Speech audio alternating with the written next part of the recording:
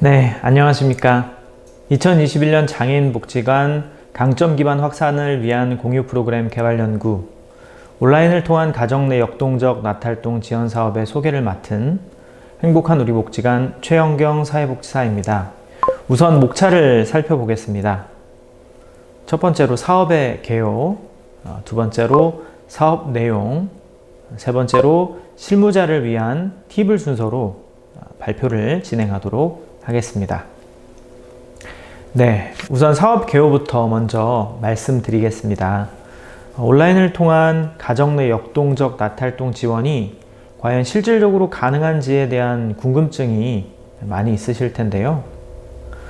우선 그것이 가능한지를 알아보기 전에 왜 저희 복지관에서 온라인 서비스를 진행하게 됐는지부터 그 배경에 대해서 먼저 말씀드리도록 하겠습니다. 이게 이제 옆에 보이시는, 화면에 보이시는 필요성 부분하고도 밀접한 관련이 있는 부분인데요. 작년 1년간 많은 복지관에서 코로나19로 인해서 휴관을 하게 되었고, 그로 인해서 이제 장애인분들이 서비스를 이용을 할 수가 없게 되었습니다. 복지관에 못 나오다 보니까 당사자분들이 굉장히 우울감이 증폭됐고, 이로 인해서 도전적 행동이 증가한다든지 또 집에서 혼자 있기 때문에 무기력감을 호소하는 현상이 발생하게 됐습니다. 그렇다면 이 문제를 어떻게 해결할 수 있을까 고민하던 찰나에 적극적으로 비대면 서비스를 그럼 한번 개발해 보자 라는 내부의 의견이 도출돼서 온라인 서비스를 좀 더 체계적으로 구축하기 위해서 사회복지 공동모금회 측에 제안서를 작성을 해서 보냈고요. 이 제안서가 통과가 되어서 2021년부터 저희가 비대면 서비스를 보다 체계적으로 구축을 할 수 있게 됐습니다. 이 서비스를 구축하면서 저희가 어떤 방법을 시도했는지 지금부터 하나씩 말씀드리도록 하겠습니다. 우선 본격적으로 온라인을 통해 역동적 나탈동 지원을 하기에 앞서서 저희는 교육 주제를 놓고 대면으로 먼저 서비스를 진행을 했고요. 그 이후에 동일한 교육 활동을 비대면으로 실습해보는 시간을 가졌습니다. 이게 이제 점차적으로 확대가 되면 될수록 온전히 비대면으로도 수업이 가능해질 것이라는 판단이 되었고요. 이렇게 대면과 비대면을 섞어서 믹스해서 해보니까 확실히 저희 참여자분들이 보다 능숙하게 활동할 수 있게 됐습니다. 그리고 이러한 포맷으로 한 3달 정도를 대면과 비대면을 섞어서 진행을 하다 보니까 이제는 참여자들 스스로가 비대면으로 수업을 들을 수 있는 그런 수준에까지 올라올 수 있게 됐습니다. 자, 그러면 이러한 활동을 어떻게 기획을 했는지 6하 원칙을 통해서 한번 살펴보도록 하겠습니다. 자, 첫째, 누구를 대상으로 할 것이냐? 발달장애인과 그 가족을 대상으로 하는 거죠. 그러면 둘째, 언제 할 것이냐? 코로나19 같은 팬데믹 상황에 중점적으로 진행이 되고요.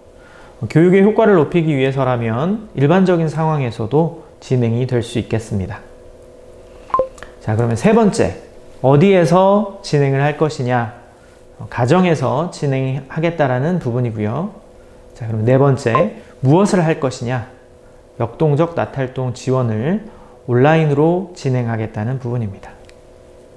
자, 그리고 다섯 번째, 어떻게 할 것이냐? 줌 등을 활용해서 온라인으로 다양한 활동을 진행하겠다라는 겁니다. 자, 그런데 여기에서 중요한 부분이 의사소통에 관한 부분인데요. 이 의사소통은 사실 선택에 대한 것을 말합니다. 온라인을 차치하고서라도 나탈동 서비스가 잘 되지 않는 이유가 실은 이 의사소통이 잘 안 되기 때문에 그렇거든요. 당사자가 실질적으로 원하는 서비스를 주어야 이제 당사자의 참여도가 높아지는데 우리가 종종 서비스를 기획을 하다 보면 공급자 중심으로 서비스가 진행되기가 쉽다는 거죠. 그러면 이제 여기서부터 문제가 발생하게 됩니다. 내가 하기 싫은 프로그램은 그것이 대면이 됐든 비대면이 되었든 참여율 자체가 떨어지고 동기부여가 안 된다는 거예요. 그러면 도대체 무슨 프로그램을 해야 하느냐, 이렇게 다시 질문이 있을 수 있겠죠. 그 질문에 대한 답변은 사실 장애인 당사자와 보호자가 누구보다 잘 알고 있습니다. PCP는 서비스 이용자인 당사자에게 최대한 집중할 것을 강조하는 가치이자 실천 원칙인데요. 이제 우리가 PCP에 대한 개념을 보면 important to와 important for에 대한 논의가 나옵니다. 사람 중심의 서비스를 할 때는 important to, 그러니까 당사자를 위해서 중요한 것이 아니라 당사자가 원하는 것, 그것을 해 주어야 된다는 거죠. 그래서 저희는 우선 사업을 먼저 시작하기 전에 첫 번째로 참여자 부모님과 또 참여자를 대상으로 욕구조사 설문을 진행을 했고요. 이제 두 번째로 참여자와 간담회를 했습니다. 그래서 가감없이 온라인으로 이러한 활동을 하려고 생각 중인데요. 어머님들께서 한번 원하는 활동에 대해서 저희에게 말씀을 해주시라고 이렇게 저희가 편안한 분위기에서 자담회 형식의 간담회를 진행을 했습니다. 그리고 그 이후에 욕구에 기반한 콘텐츠를 기획을 한 거죠. 이제 이렇다 보니까 확실히 비대면 상황임에도 불구하고 참여자들이 적극적으로 프로그램에 관심을 보이게 됐습니다. 자, 그래서 이제 개요에 대해서 요약을 한번 해보도록 하겠습니다. 먼저 사업의 목적을 보겠습니다. 온라인을 통한 가정 내 역동적 나탈동 지원 사업은 코로나19로 인해서 서비스 지원 단절을 겪고 있는 발달장애인 당사자에게 사업을 제공하기 위해서 개발한 사업입니다. 비대면 서비스 콘텐츠를 개발하고 보급해서 발달장애인의 새로운 일상 적응을 돕는 것이 바로 이 사업의 목적입니다. 자, 사업의 개요를 보시면요. 대상은 대면 서비스 중단으로 어려움을 겪고 있는 성인 발달장애인 30명을 대상으로 하고 있고요. 그 다음에 이제 사업 기간을 보시면 2021년 3월부터 12월까지 현재 1차 년도 사업을 진행 중에 있습니다. 진행 인력은 영역별로 사업 담당자 12명이 되어 있습니다. 자, 그럼 파트 2, 사업 내용에 대해서 한번 살펴보도록 하겠습니다. 자, 사업 내용입니다. 저희가 사업을 3가지 영역으로 나누어서 기획을 했는데요. 첫 번째가 비대면 환경 조성, 그리고 두 번째가 콘텐츠 개발 지원, 세 번째가 매뉴얼 제작 부분인데요. 여러분들이 이제 가장 궁금해 하실 사항은 이 두 번째, 콘텐츠 개발 지원이라고 생각합니다.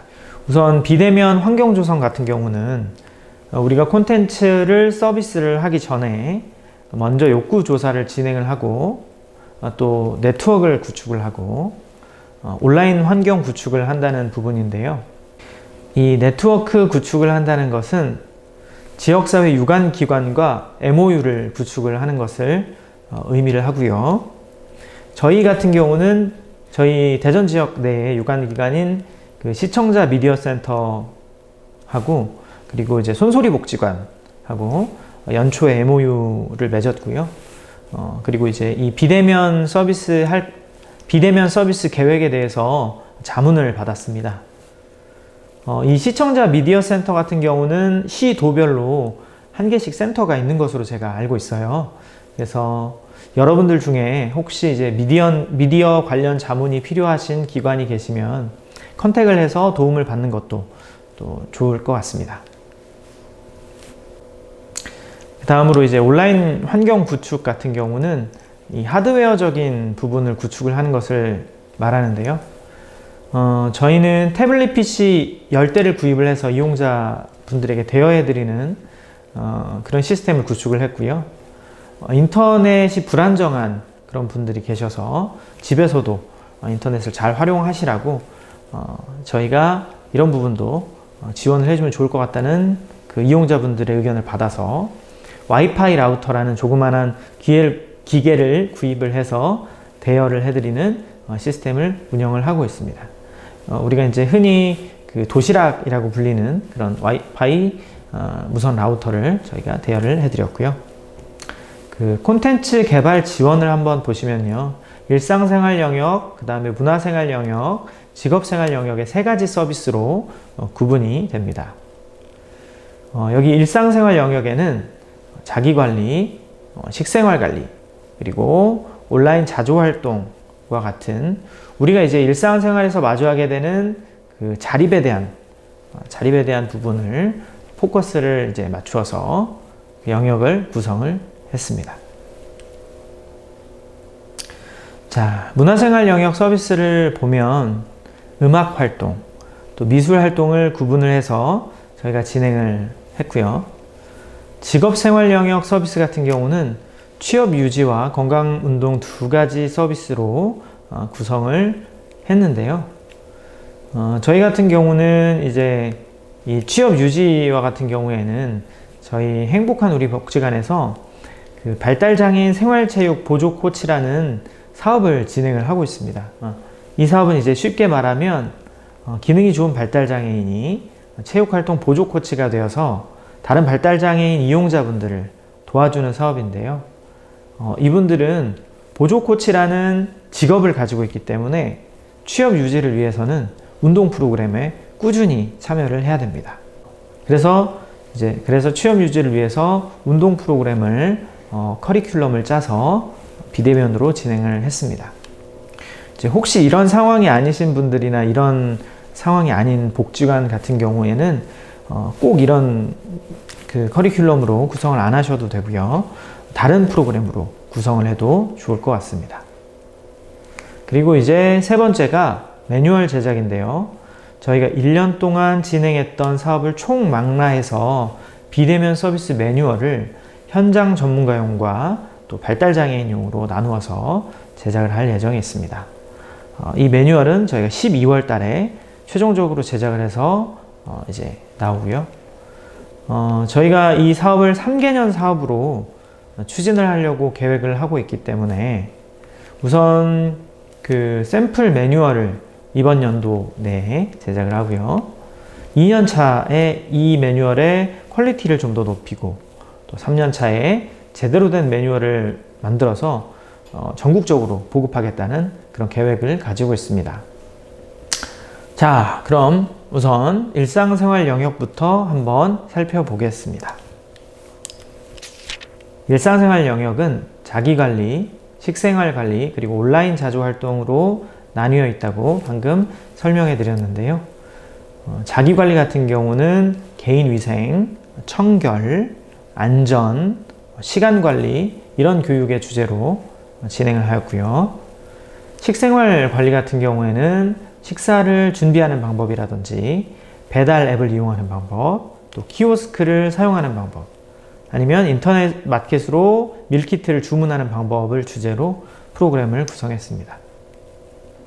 온라인 자조활동은 이제 말 그대로 자조활동을 온라인으로 그대로 가지고 와서 줌을 활용해서 일과를 공유를 하고 이제 온라인으로 티타임을 갖는다든지 또 함께 모여서 온라인으로 모여서 식사를 한다든지 아니면 수업 내용을 건의를 한다든지 아니면 뭐 다른 이벤트를 한다든지 하는 그런 콘텐츠로 기획을 했습니다.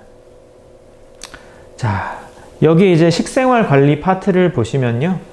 미리 캔버스로 이런 교육 자료를 담당자가 직접 만들었고요. 미리 캔버스가 이제 저작권이라든지 아니면 뭐 라이센스라든지 이런 부분에서 굉장히 자유롭기 때문에 여러분들도 활용해서 비대면 프로그램 할 때 사용하시면 좋을 것 같습니다. 그래서 이렇게 만든 자료를 가지고 담당 사회복지사가 직접 교육을 하는 모습을 볼 수가 있습니다. 줌으로 이렇게 진행을 하고 있고요. 이 옆에 화면에 보면 우리 참여자들의 얼굴이 보이죠? 비대면으로 이렇게 함께 수업을 하는 모습입니다.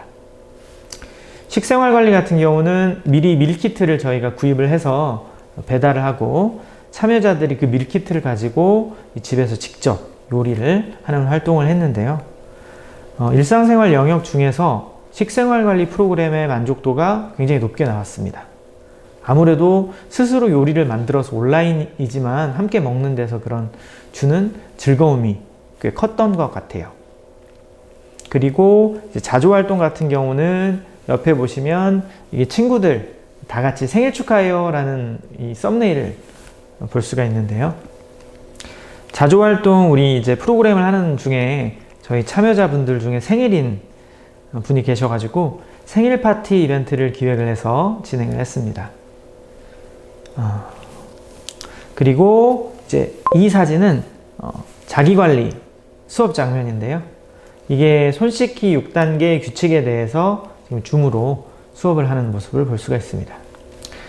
저희가 이제 처음 진행을 했었을 때는 참여자들이 줌을 이렇게 켜는 것부터 좀 어려워하는 모습들이 좀 관찰이 됐었는데요. 그리고 줌으로 이제 수업을 받으면서 이해를 잘 하지 못하는 그런 부분도 물론 있었습니다. 그런데 이제 저희가 아까 말씀드렸다시피 대면을 먼저 하고 또 비대면을 이렇게 하면서 믹스를 해서 진행을 하다 보니까 그 이후에는 복습하는 방식으로 이게 비대면 서비스가 진행이 되는 거예요. 그래서 참여자들의 교육 이해도가 점차적으로 증진되는 모습을 확인을 할 수가 있었습니다.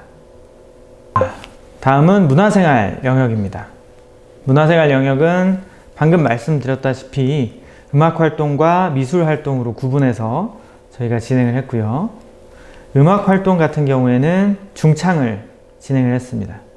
이제 여기 보시면 이제 강사분이 수업을 줌으로 진행을 해주시는 것을 볼 수가 있습니다.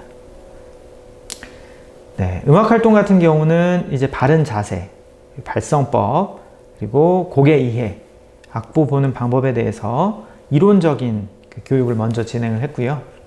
그리고 나서 이제 중창 연습을 줌으로 함께 해보는 시간을 가졌습니다. 자, 미술 활동 같은 경우는 DIY 창작 키트를 활용을 해서 작품 활동을 했는데요. 여기 이제 사진에 보시면 지금 재미있게 드림캐쳐를 만들고 있는 모습을 확인하실 수가 있습니다. 또 이 드림캐쳐 말고 다른 활동으로는 저희가 액자를 만들기도 했고요. 또 자유화를 또 그리기도 하는 그런 등의 활동을 진행을 했습니다.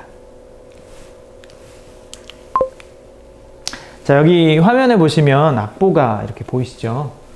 줌으로 악보를 이렇게 띄워놓고 악보를 읽는 방법과 그리고 이 악보에 맞추어서 발성하는 방법에 대해서 함께 배워보는 시간을 가졌습니다. 자, 이제 세 번째 마지막 영역이죠. 직업생활 영역에 대해서 말씀을 드리도록 하겠습니다. 직업생활 영역은 온라인 직업교육과 온라인 건강운동 이렇게 두 가지 영역으로 구분되어지는데 온라인 직업교육 같은 경우는 여기 위에서 보이시는 것도 이제 미리 캔버스로 저희 장애인 재활 상담사 담당자분이 만드신 이 교육 자료를 활용을 해서 그 같이 교육을 하고 있는 것을 우리가 확인할 수가 있고요. 또 이 교육의 내용은 직업인식 기초 교육을 진행을 하고 또 직장 예절 교육, 성희롱 예방 교육, 안전보건 교육과 같이 다양한 직업에 관련된 이론적인 교육을 저희가 실시했습니다. 그리고 이제 온라인 건강운동 같은 경우는 우리가 매트 운동이라든지 또 세라밴드 운동, 짐볼 운동, 서킷 트레이닝 같은 그런 건강운동을 진행을 했습니다. 여기 오른쪽에 보이는 이미지가 건강운동을 이제 사전으로 대면으로 진행을 했던 부분이고요. 이게 이제 이 짐볼 활용을 해서 운동을 하고 있는 모습이고요.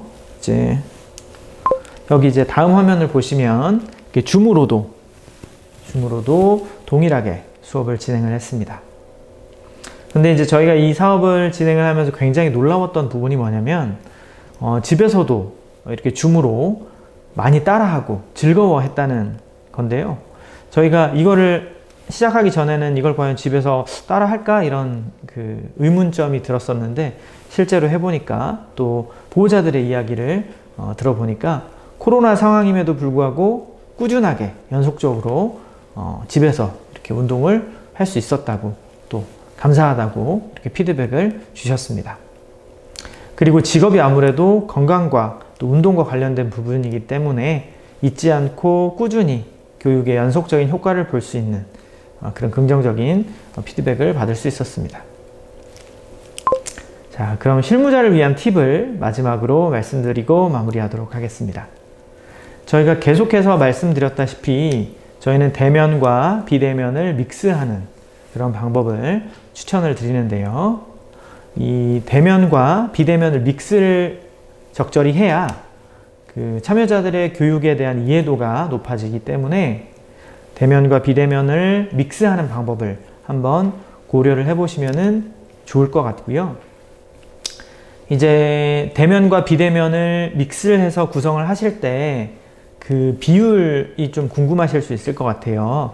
그런데 그 비율에 대해서는 사실 담당자분이 참여자분들의 기능적인 수준에 대해서 잘 파악을 하고 계실 것이라고 생각이 되기 때문에 그 부분을 이제 고려를 하셔서 기획을 하시면 될 것 같습니다.